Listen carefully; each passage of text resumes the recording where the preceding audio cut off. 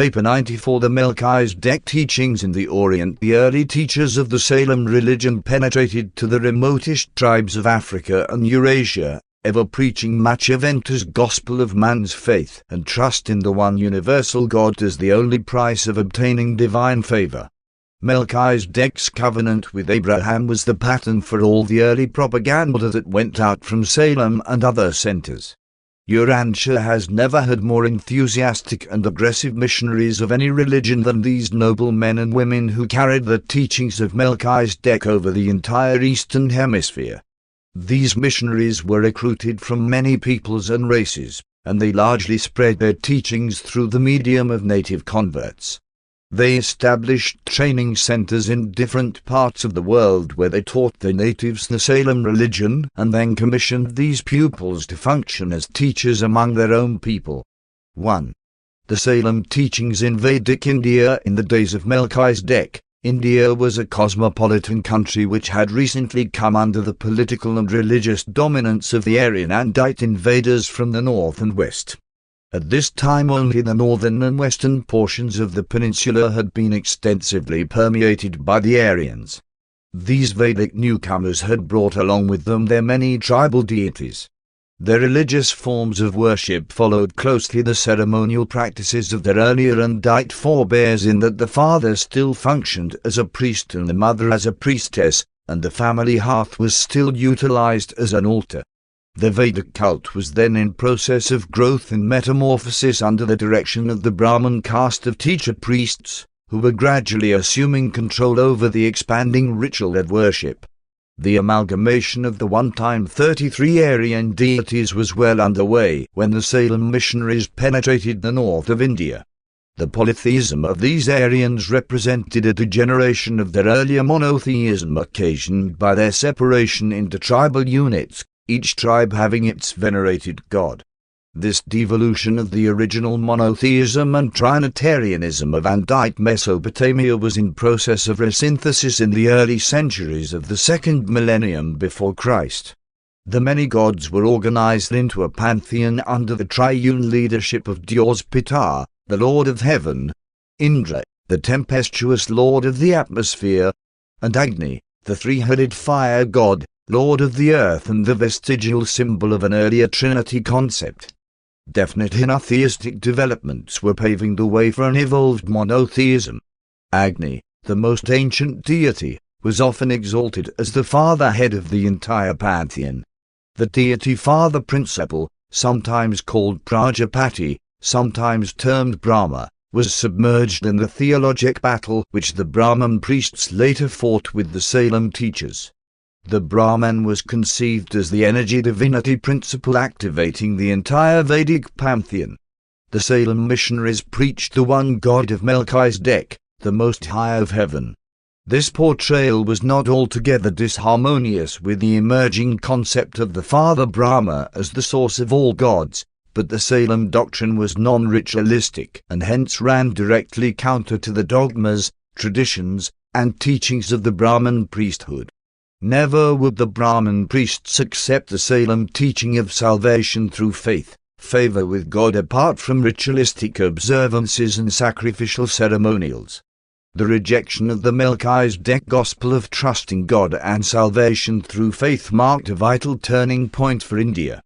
The Salem missionaries had contributed much to the loss of faith in all the ancient Vedic gods, but the leaders, the priests of Vedism, refused to accept the Melchizedek teaching of one God and one simple faith. The Brahmans culled the sacred writings of their day in an effort to combat the Salem teachers, and this compilation, as later revised, has come on down to modern times as the Rig Veda, one of the most ancient of sacred books. The second, third, and fourth Vedas followed as the Brahmans sought to crystallize, formalize, and fix their rituals of worship and sacrifice upon the peoples of those days. Taken at their best, these writings are the equal of any other body of similar character in beauty of concept and truth of discernment. But as this superior religion became contaminated with the thousands upon thousands of superstitions, cults, and rituals of southern India, it progressively metamorphosed into the most variegated system of theology ever developed by mortal man. An examination of the Vedas will disclose some of the highest and some of the most debased concepts of deity ever to be conceived. 2. Brahmanism. As the Salem missionaries penetrated southward into the Dravidian Deccan, they encountered an increasing caste system, the scheme of the Aryans to prevent loss of racial identity in the face of a rising tide of the secondary Sanjaic peoples. Since the Brahman priest caste was the very essence of this system, this social order greatly retarded the progress of the Salem teachers. This caste system failed to save the Aryan race, but it did succeed in perpetuating the Brahmans, who, in turn, have maintained their religious hegemony in India to the present time. And now, with the weakening of Vedism through the rejection of higher truth, the cult of the Aryans became subject to increasing inroads from the Deccan. In a desperate effort to stem the tide of racial extinction and religious obliteration, the Brahman caste sought to exalt themselves above all else. They taught that the sacrifice to deity in itself was all-efficacious, that it was all-compelling in its potency. They proclaimed that, of the two essential divine principles of the universe, one was Brahman the deity, and the other was the Brahman priesthood. Among no other Urantia peoples did the priests presume to exalt themselves above even their gods, to relegate to themselves the honors due their gods. But they went so absurdly far with these presumptuous claims that the whole precarious system collapsed before the debasing cults which poured in from the surrounding and less advanced civilizations. The vast Vedic priesthood itself floundered and sank beneath the black flood of inertia and pessimism which their own selfish and unwise presumption had brought upon all India. The undue concentration on self led certainly to a fear of the non-evolutionary perpetuation of self in an endless round of successive incarnations as man, beast, or weeds. And of all the contaminating beliefs which could have become fastened upon what may have been an emerging monotheism, none was so stultifying as this belief in transmigration, the doctrine of the reincarnation of souls, which came from the Dravidian Deccan.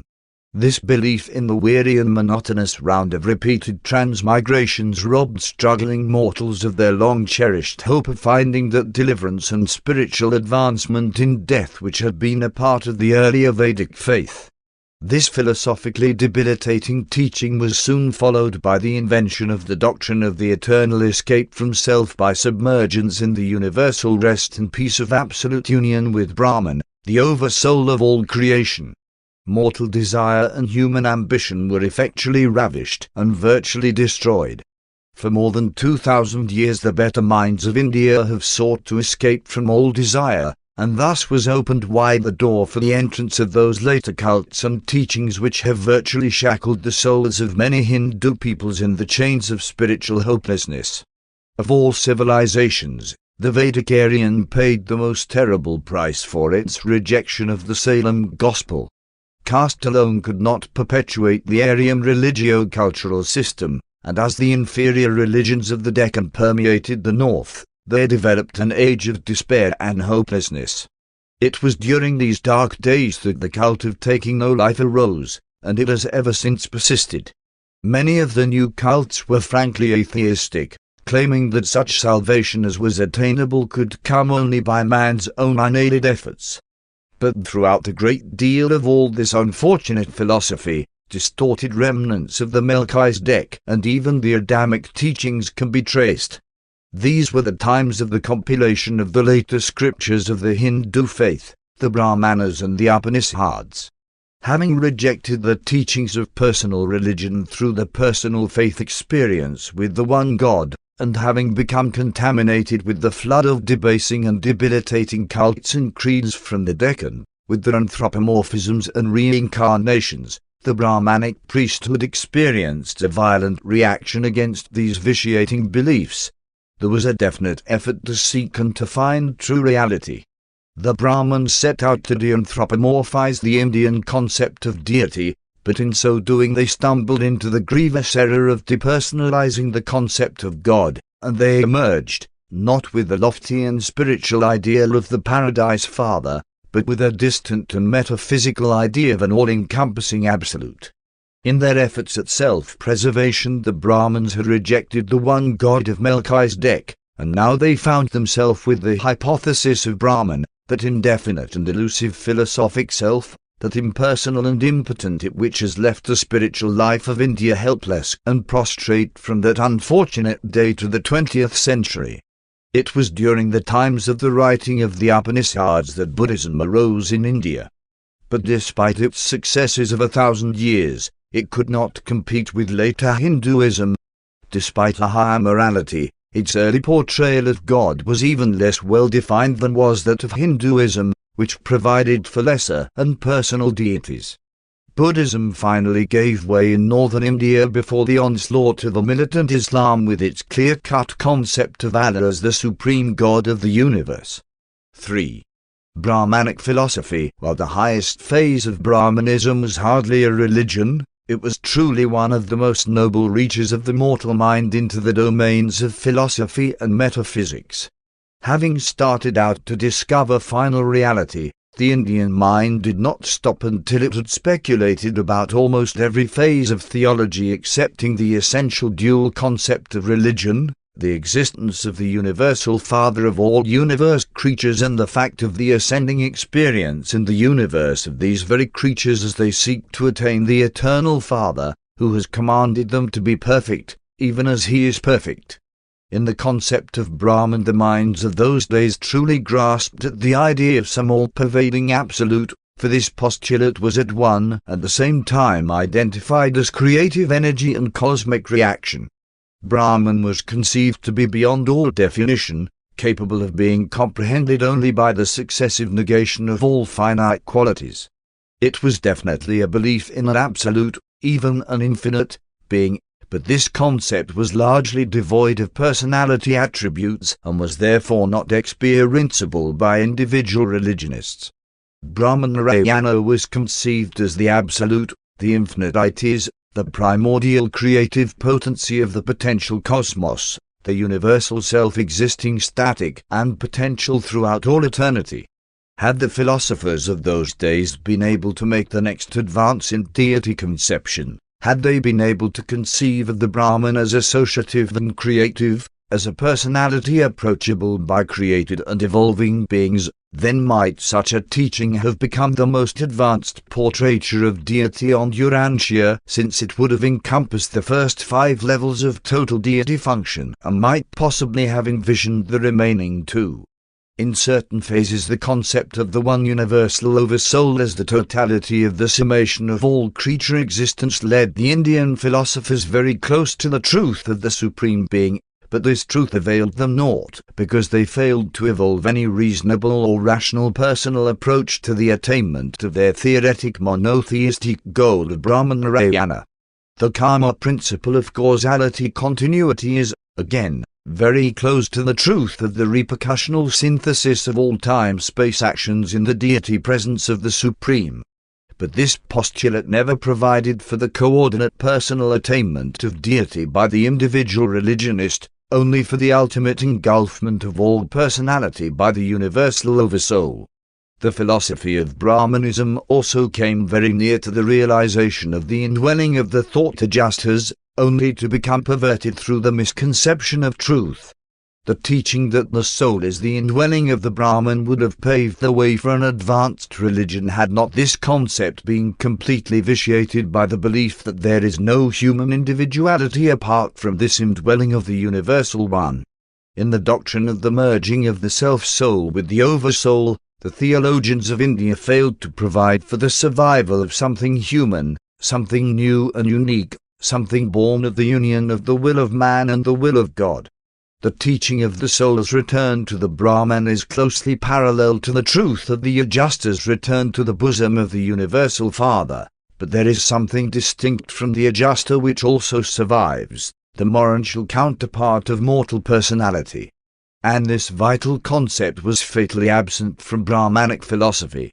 Brahmanic philosophy has approximated many of the facts of the universe and has approached numerous cosmic truths, but it has all too often fallen victim to the error of failing to differentiate between the several levels of reality, such as absolute, transcendental, and finite.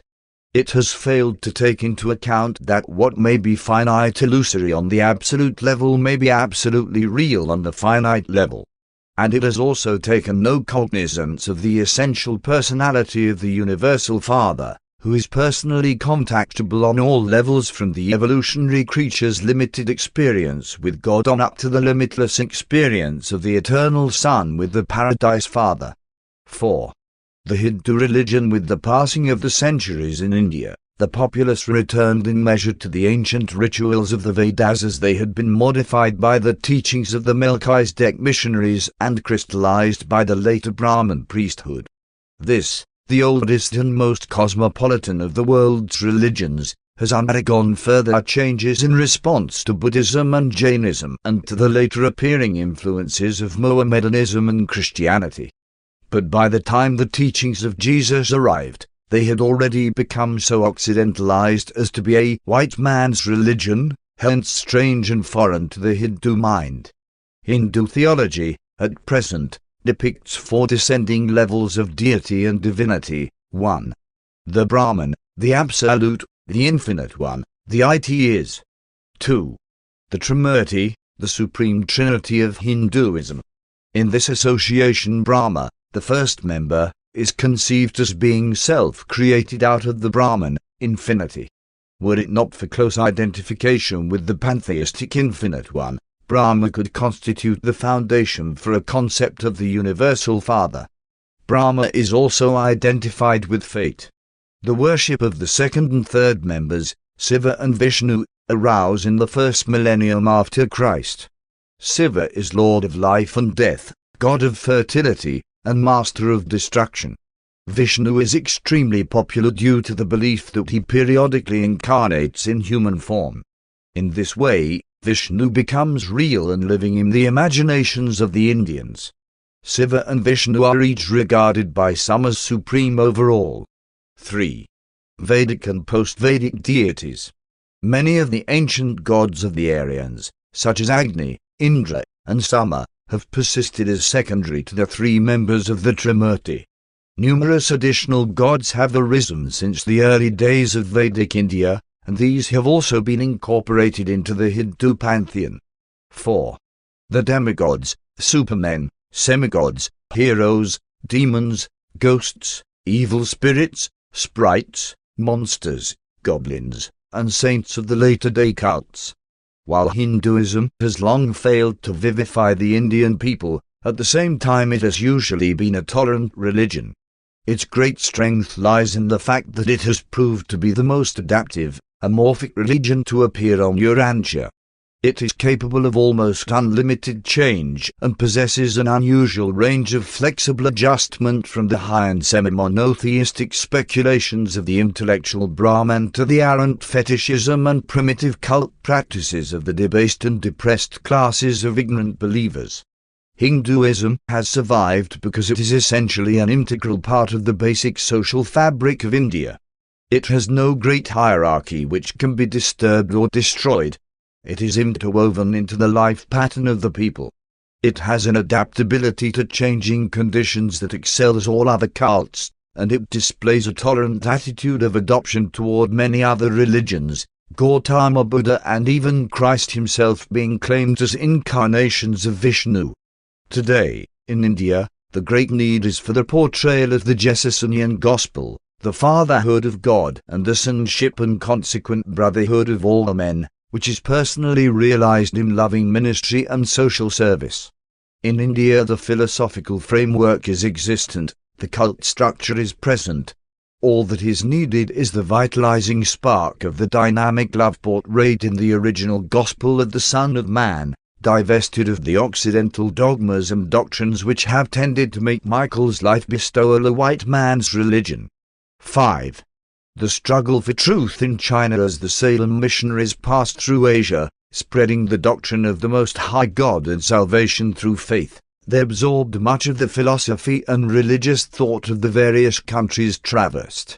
But the teachers commissioned by Melchizedek and his successors did not default in their trust. They did penetrate all peoples of the Eurasian continent, and it was in the middle of the second millennium before Christ that they arrived in China. At Sifuch, for more than 100 years, the Salemites maintained their headquarters, there training Chinese teachers who taught throughout all the domains of the yellow race. It was in direct consequence of this teaching that the earliest form of Taoism arose in China, a vastly different religion than the one which bears that name today. Early or Proto-Taoism was a compound of the following factors. 1. The lingering teachings of Singlangton, which persisted in the concept of Shangti, the god of heaven. In the times of Singlangton, the Chinese people became virtually monotheistic. They concentrated their worship on the one truth, later known as the spirit of heaven, the universe ruler. And the yellow race never fully lost this early concept of deity, although in subsequent centuries many subordinate gods and spirits insidiously crept into the religion. 2. The Salem religion of the Most High Creator Deity who would bestow his favor upon mankind in response to man's faith.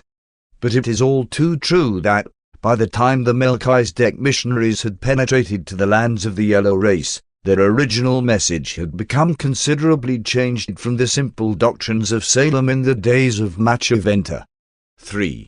The Brahman absolute concept of the Indian philosophers, coupled with the desire to escape all evil.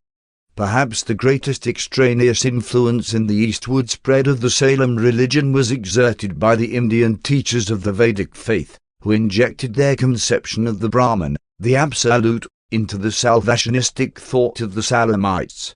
This composite belief spread through the lands of the yellow and brown races as an underlying influence in religio-philosophic thought. In Japan, this proto-Taoism was known as Shinto, and in this country, far distant from Salem of Palestine, the peoples learned of the incarnation of Mahayana Melchizedek, who dwelt upon earth that the name of God might not be forgotten by mankind. In China, all of these beliefs were later confused and compounded with the ever-growing cult of ancestor worship. But never since the time of Singlangton have the Chinese fallen into helpless slavery to priestcraft. The yellow race was the first to emerge from barbaric bondage into orderly civilization, because it was the first to achieve some measure of freedom from the abject fear of the gods, not even fearing the ghosts of the dead as other races feared them. China met her defeat because she failed to progress beyond her early emancipation from priests. She fell into an almost equally calamitous era, the worship of ancestors. But the Salemites did not labor in vain. It was upon the foundations of their gospel that the great philosophers of 6th century China built their teachings. The moral atmosphere and the spiritual sentiments of the times of Laozi and Confucius grew up out of the teachings of the Salem missionaries of an earlier age. 6. Laozi and Confucius. About 600 years before the arrival of Michael, it seemed to Melchizedek, long since departed from the flesh, that the purity of his teaching on earth was being unduly jeopardized by general absorption into the older Urantia beliefs. It appeared for a time that his mission as a forerunner of Michael might be in danger of failing. And in the 6th century before Christ, through an unusual coordination of spiritual agencies, not all of which are understood even by the planetary supervisors, Urantia witnessed a most unusual presentation of manifold religious truth.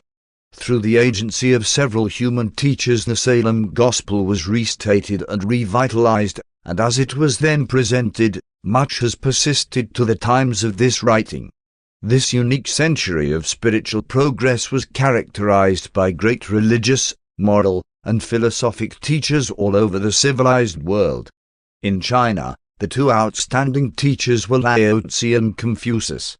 Laozi built directly upon the concepts of the Salem traditions when he declared Thou to be the one first cause of all creation. Lao was a man of great spiritual vision. He taught that man's eternal destiny was everlasting union with Thou, Supreme God and Universal King. His comprehension of ultimate causation was most discerning, for he wrote, Unity arises out of the absolute Thou, and from unity there appears cosmic duality, and from such duality, Trinity springs forth into existence, and Trinity is the primal source of all reality. All reality is ever in balance between the potentials and the atoms of the cosmos, and these are eternally harmonized by the spirit of divinity. Laozi also made one of the earliest presentations of the doctrine of returning good for evil. Goodness begets goodness, but to the one who is truly good, evil also begets goodness. He taught the return of the creature to the Creator and pictured life as the emergence of a personality from the cosmic potentials, while death was like the returning home of this creature personality. His concept of true faith was unusual, and he too likened it to the attitude of a little child. His understanding of the eternal purpose of God was clear, for he said, "The absolute deity does not strive but is always victorious. He does not coerce mankind, but always stands ready to respond to their true desires. The will of God is eternal in patience and eternal in the inevitability of its expression." And of the true religionist he said, "In expressing the truth that it is more blessed to give than to receive, the good man seeks not to retain truth for himself but rather attempts to bestow these riches upon his fellows, for that is the realization of truth. The will of the absolute God always benefits, never destroys. The purpose of the true believer is always to act but never to coerce." Lao's teaching of non-resistance and the distinction which he made between action and coercion became later perverted into the beliefs of seeing, doing, and thinking nothing. But Lao never taught such error, albeit his presentation of non-resistance has been a factor in the further development of the pacific predilections of the Chinese peoples. But the popular Taoism of 20th century Urantia has very little in common with the lofty sentiments and the cosmic concepts of the old philosopher who taught the truth as he perceived it, which was, that faith in the absolute God is the source of that divine energy which will remake the world, and by which man ascends to spiritual union with Tao, the eternal deity and creator absolute of the universes. Confucius, Kung Fu Tzd, was a younger contemporary of Lao in 6th century China. Confucius based his doctrines upon the better moral traditions of the long history of the yellow race, and he was also somewhat influenced by the lingering traditions of the Salem Missionaries. His chief work consisted in the compilation of the wise sayings of ancient philosophers. He was a rejected teacher during his lifetime, but his writings and teachings have ever since exerted a great influence in China and Japan. Confucius set a new pace for the shamans in that he put morality in the place of magic. But he built too well. He made a new fetish out of order and established a respect for ancestral conduct that is still venerated by the Chinese at the time of this writing. The Confucian preachment of morality was predicated on the theory that the earthly way is the distorted shadow of the heavenly way, that the true pattern of temporal civilization is the mirror reflection of the eternal order of heaven. The potential God concept in Confucianism was almost completely subordinated to the emphasis placed upon the way of heaven, the pattern of the cosmos. The teachings of Lao have been lost to all but a few in the Orient, but the writings of Confucius have ever since constituted the basis of the moral fabric of the culture of almost a third of Urantians. These Confucian precepts, while perpetuating the best of the past, were somewhat inimical to the very Chinese spirit of investigation that had produced those achievements which were so venerated. The influence of these doctrines was unsuccessfully combated both by the imperial efforts of Ch. Shi Huangti and by the teachings of Mo Ti, who proclaimed a brotherhood founded not on ethical duty but on the love of God. He sought to rekindle the ancient quest for new truth, but his teachings failed before the vigorous opposition of the disciples of Confucius.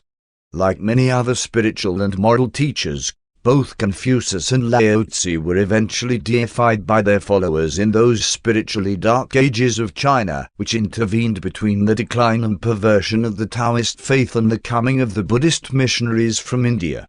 During these spiritually decadent centuries, the religion of the yellow race degenerated into a pitiful theology wherein swarmed devils, dragons, and evil spirits, all betokening the returning fears of the unenlightened mortal mind.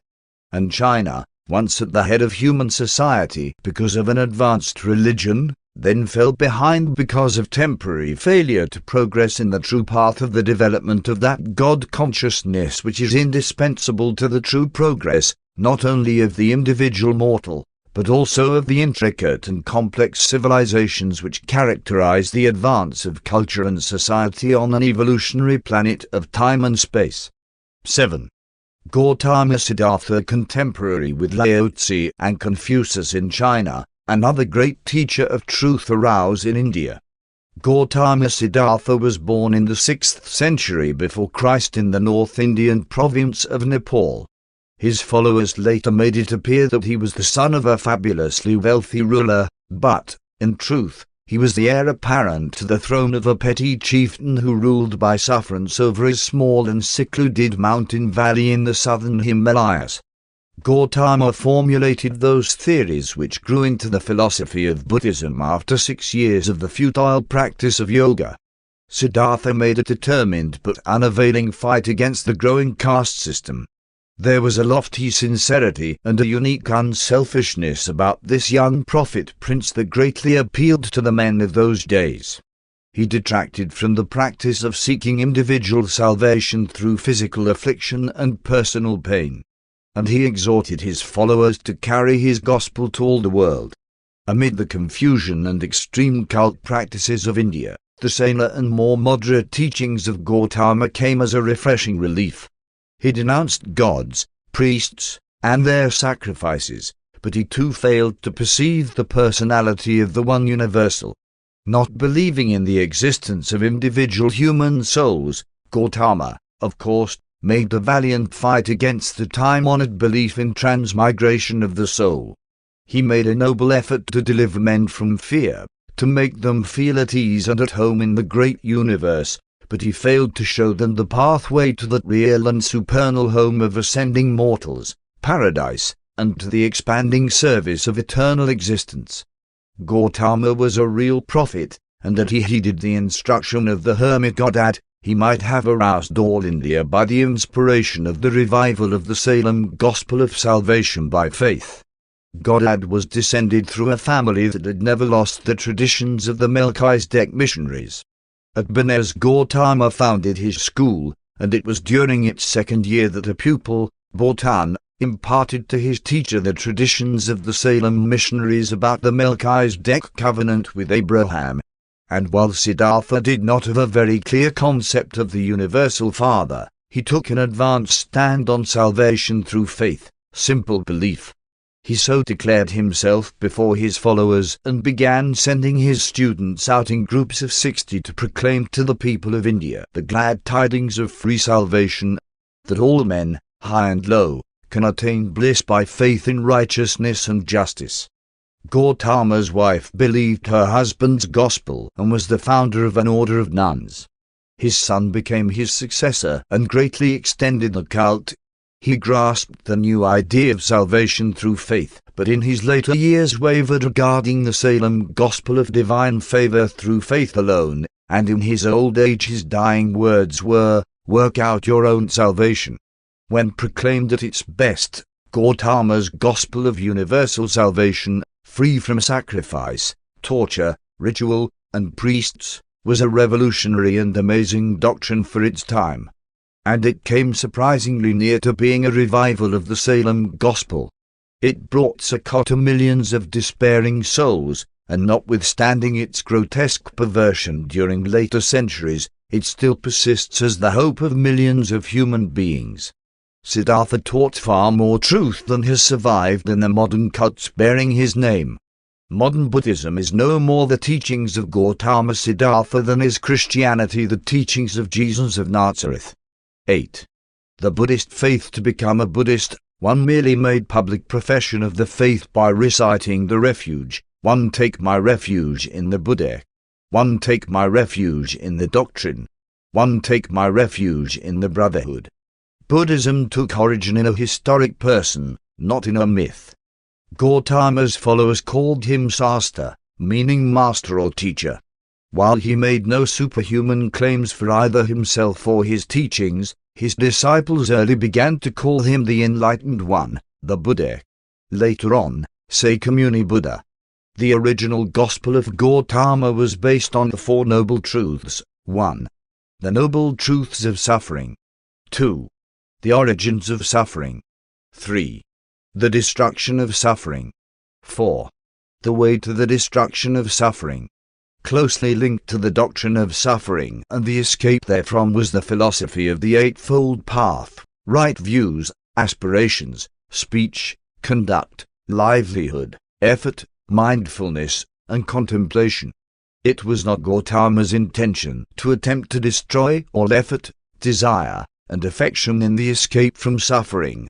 Rather was his teaching designed to picture to mortal man the futility of pinning all hope and aspirations entirely on temporal goals and material objectives. It was not so much that love of one's fellows should be shunned as that the true believer should also look beyond the associations of this material world to the realities of the eternal future. The moral commandments of Gautama's preachment were 5 in number. 1. You shall not kill. 2. You shall not steal. 3. You shall not be unchaste. 4. You shall not lie. 5. You shall not drink intoxicating liquors. There were several additional or secondary commandments, whose observance was optional with believers. Siddhartha hardly believed in the immortality of the human personality. His philosophy only provided for a sort of functional continuity. He never clearly defined what he meant to include in the doctrine of nirvana. The fact that it could theoretically be experienced during mortal existence would indicate that it was not viewed as a state of complete annihilation. It implied a condition of supreme enlightenment and supernal bliss, wherein all fetters binding man to the material world had been broken. There was freedom from the desires of mortal life and deliverance from all danger of ever again experiencing incarnation. According to the original teachings of Gautama, salvation is achieved by human effort, apart from divine help. There is no place for saving faith or prayers to superhuman powers. Gautama, in his attempt to minimize the superstitions of India, endeavored to turn men away from the blatant claims of magical salvation. And in making this effort, he left the door wide open for his successors to misinterpret his teaching and to proclaim that all human striving for attainment is distasteful and painful. His followers overlooked the fact that the highest happiness is linked with the intelligent and enthusiastic pursuit of worthy goals, and that such achievements constitute true progress in cosmic self-realization. The great truth of Siddhartha's teaching was his proclamation of a universe of absolute justice. He taught the best godless philosophy ever invented by mortal man. It was the ideal humanism and most effectively removed all grounds for superstition, magical rituals, and fear of ghosts or demons. The great weakness in the original gospel of Buddhism was that it did not produce a religion of unselfish social service. The Buddhistic brotherhood was, for a long time, not a fraternity of believers, but rather a community of student teachers. Gautama forbade their receiving money and thereby sought to prevent the growth of hierarchical tendencies. Gautama himself was highly social. Indeed, his life was much greater than his preachment. 9. The spread of Buddhism. Buddhism prospered because it offered salvation through belief in the Buddha, the Enlightened One. It was more representative of the Melchizedek truths than any other religious system to be found throughout Eastern Asia. But Buddhism did not become widespread as a religion until it was espoused in self-protection by the low-caste monarch Asoka, who, next to Akhenaten in Egypt, was one of the most remarkable civil rulers between Melchizedek and Michael. Asoka built a great Indian empire through the propaganda of his Buddhist missionaries. During a period of 25 years he trained and sent forth more than 17,000 missionaries to the farthest frontiers of all the known world. In one generation he made Buddhism the dominant religion of one half the world. It soon became established in Tibet, Kashmir, Ceylon, Burma, Java, Siam, Korea, China, and Japan. And generally speaking, it was a religion vastly superior to those which it supplanted or upstepped. The spread of Buddhism from its homeland in India to all of Asia is one of the thrilling stories of the spiritual devotion and missionary persistence of sincere religionists.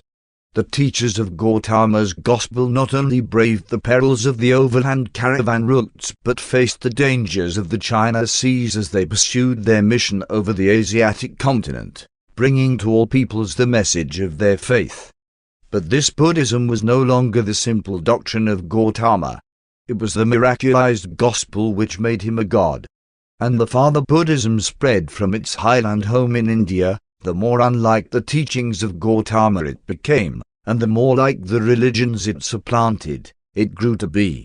Buddhism, later on, was much affected by Taoism in China, Shinto in Japan, and Christianity in Tibet.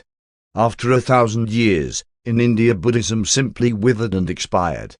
It became Brahmanized and later abjectly surrendered to Islam, while throughout much of the rest of the Orient it degenerated into a ritual which Gautama Siddhartha would never have recognized.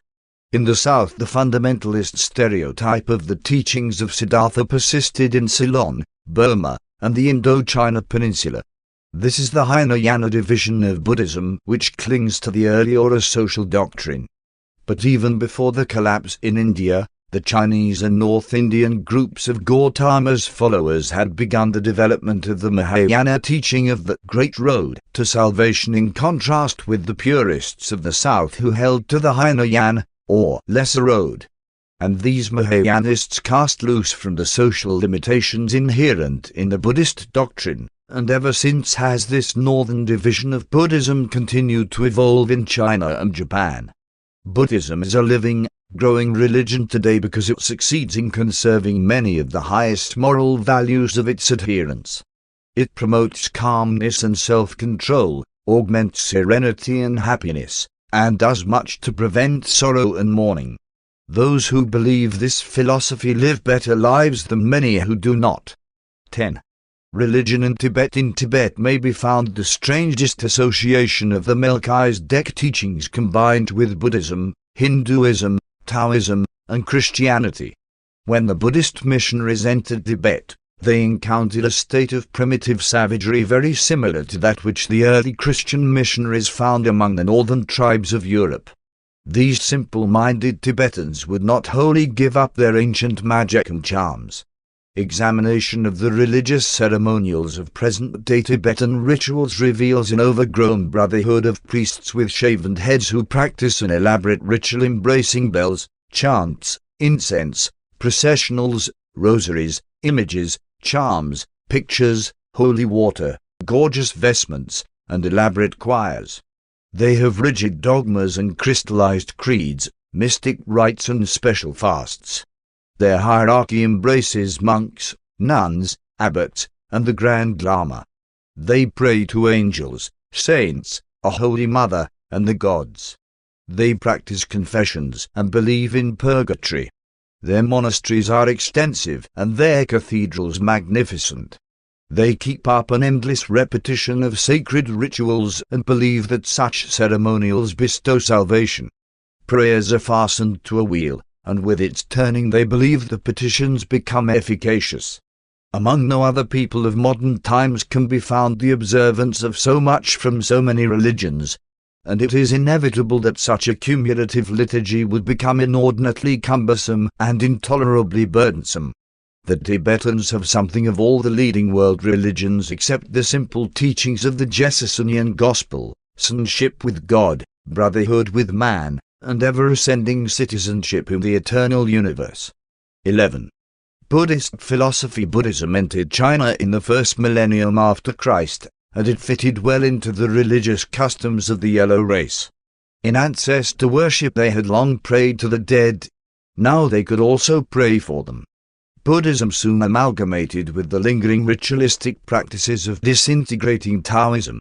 This new synthetic religion with its temples of worship and definite religious ceremonial soon became the generally accepted cult of the peoples of China, Korea, and Japan.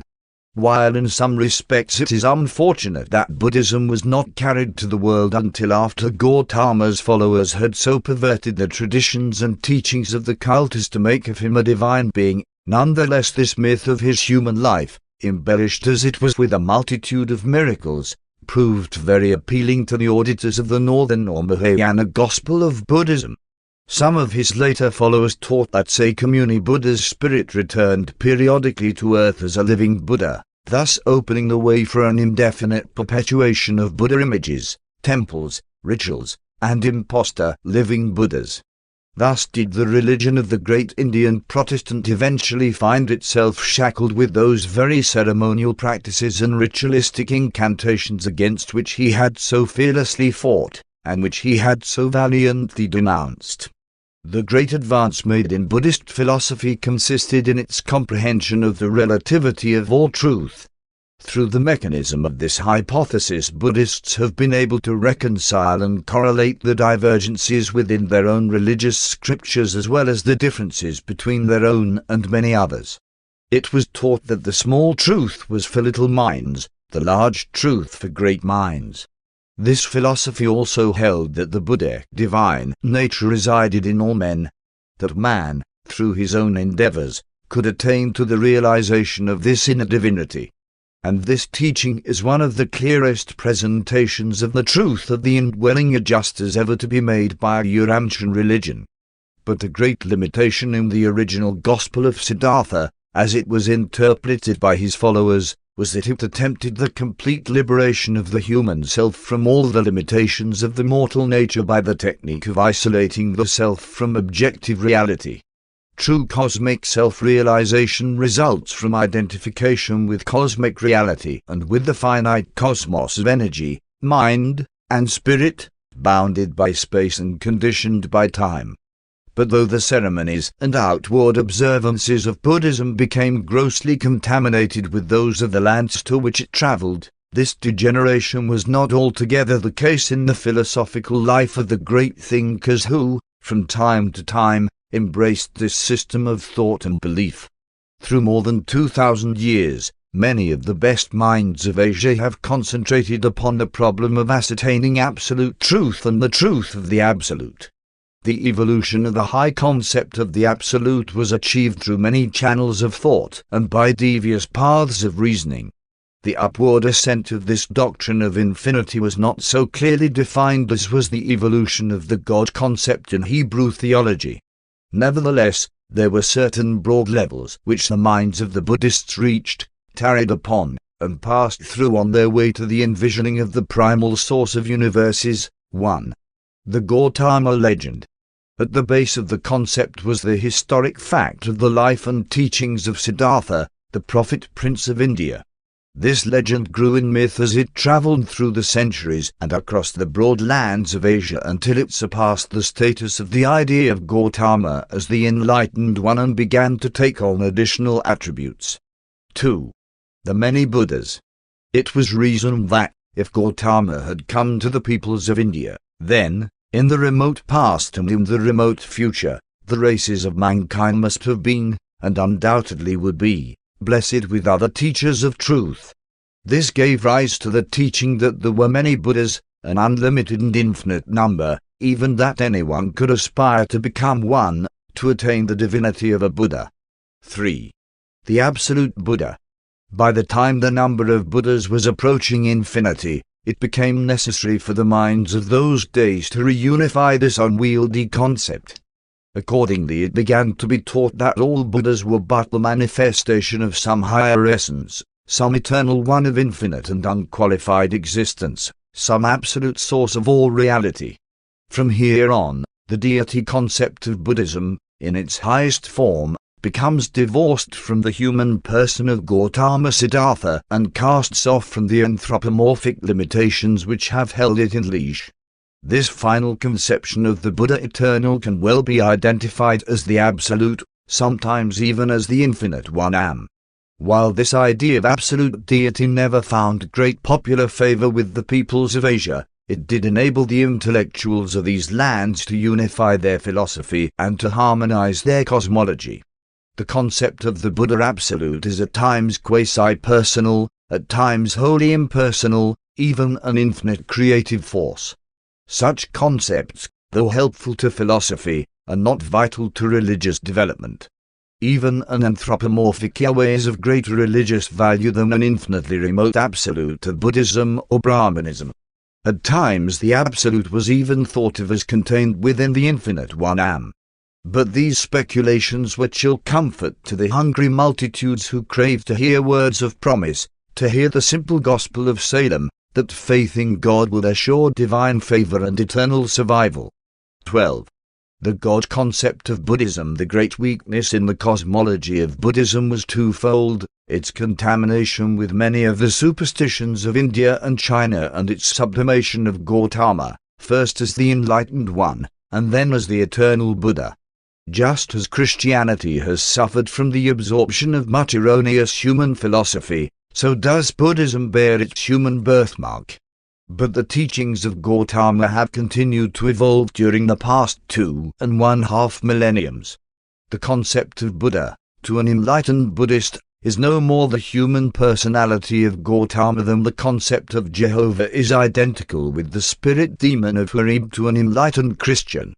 Paucity of terminology, together with the sentimental retention of olden nomenclature, is often provocative of the failure to understand the true significance of the evolution of religious concepts.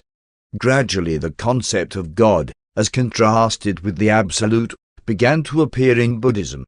Its sources are back in the early days of this differentiation of the followers of the Lesser Road and the Greater Road. It was among the latter division of Buddhism that the dual conception of God and the Absolute finally matured. Step by step, century by century, the God concept has evolved until, with the teachings of Ryonin, Honen Shonin, and Shinran in Japan, this concept finally came to fruit in the belief in a middle Buddha. Among these believers it is taught that the soul, upon experiencing death, may elect to enjoy a sojourn in paradise prior to entering nirvana, the ultimate of existence. It is proclaimed that this new salvation is attained by faith in the divine mercies and loving care of Amida, God of the paradise in the West. In their philosophy, the Amidists hold to an infinite reality which is beyond all finite mortal comprehension. In the religion, they cling to faith in the all-merciful Amida, who so loves the world that he will not suffer one mortal who calls on his name in true faith and with a pure heart to fail in the attainment of the supernal happiness of paradise. The great strength of Buddhism is that its adherents are free to choose truth from all religions. Such freedom of choice has seldom characterized the Urantian faith. In this respect, the Shin sect of Japan has become one of the most progressive religious groups in the world. It has revived the ancient missionary spirit of Gautama's followers and has begun to send teachers to other peoples. This willingness to appropriate truth from any and all sources is indeed a commendable tendency to appear among religious believers during the first half of the 20th century after Christ. Buddhism itself is undergoing a 20th century renaissance. Through contact with Christianity, the social aspects of Buddhism had been greatly enhanced. The desire to learn has been rekindled in the hearts of the monk priests of the Brotherhood, and the spread of education throughout this faith will be certainly provocative of new advances in religious evolution. At the time of this writing, much of Asia rests its hope in Buddhism. Will this noble faith, that has so valiantly carried on through the dark ages of the past, once again receive the truth of expanded cosmic realities, even as the disciples of the great teacher in India once listened to his proclamation of new truth? Will this ancient faith respond once more to the invigorating stimulus of the presentation of new concepts of God and the Absolute for which it has so long searched? All Urantia is waiting for the proclamation of the ennobling message of Michael, unencumbered by the accumulated doctrines and dogmas of 19 centuries of contact with the religions of evolutionary origin. The hour is striking for presenting to Buddhism, to Christianity, to Hinduism, even to the peoples of all faiths, not the gospel about Jesus, but the living, spiritual reality of the gospel of Jesus. Presented by Melchizedek of Nebadan.